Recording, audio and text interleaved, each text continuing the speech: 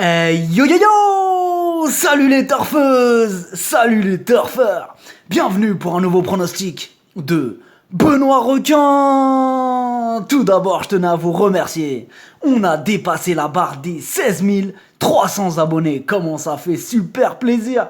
Merci pour vos likes, pour vos commentaires. N'hésitez pas à vous abonner pour recevoir tous mes pronostics tous les jours. Ok, place au pronostic du quintet du vendredi 31 mai. Direction Vincennes pour le prix Pythia. 3 attelés, 2850 mètres, 17 partants, réunion 1, course 3. On commence avec le numéro 1, Jerry Moon. Il reste sur 2 victoires. La dernière, c'était carrément dans un groupe 3. Il a une très belle chance à défendre ce vendredi.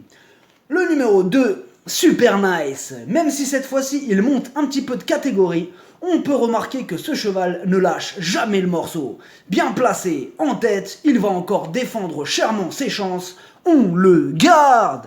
Le numéro 3, Diable Vauvert. On va se méfier de ce cheval qui vient d'effectuer une rentrée victorieuse. Il possède beaucoup de vitesse, attention à lui. Le numéro 4, Bip Bop au fort. La régularité ne fait pas partie de ses qualités. Ces 4 dernières courses, il n'est arrivé qu'une seule fois. Par contre, il est sur la montante et lui aussi peut prétendre à une place dans les 5. Méfiance. Le numéro 5, Serenzo Turbo. C'est une rentrée et il garde ses chaussures. Il aura sûrement besoin d'entraînement pour revenir à son meilleur niveau. C'est non! Le numéro 6, Cocktail Julino. Il fait quasiment toutes ses courses. Il est en forme et sera piloté par Mathieu Abrivard. Mieux vaut ne pas l'oublier. Le numéro 7, Drôle de Jet. Il s'est bien défendu récemment dans un groupe 1. Ce cheval, plutôt régulier dans l'ensemble, a largement les moyens de bien faire dans ce quintet. C'est oui! Le numéro 8, Cœur Baroque. Il vient de prouver la dernière fois qu'il n'était pas encore arrivé à son top niveau. Et pour cette fois-ci, je n'y crois pas trop. Outsider. Le numéro 9, Chablis d'Air Frais. Ces 7 dernières courses, rien. 0. Walou, nada. Difficile de lui accorder notre confiance dans ces conditions. Il a vraiment besoin de nous rassurer.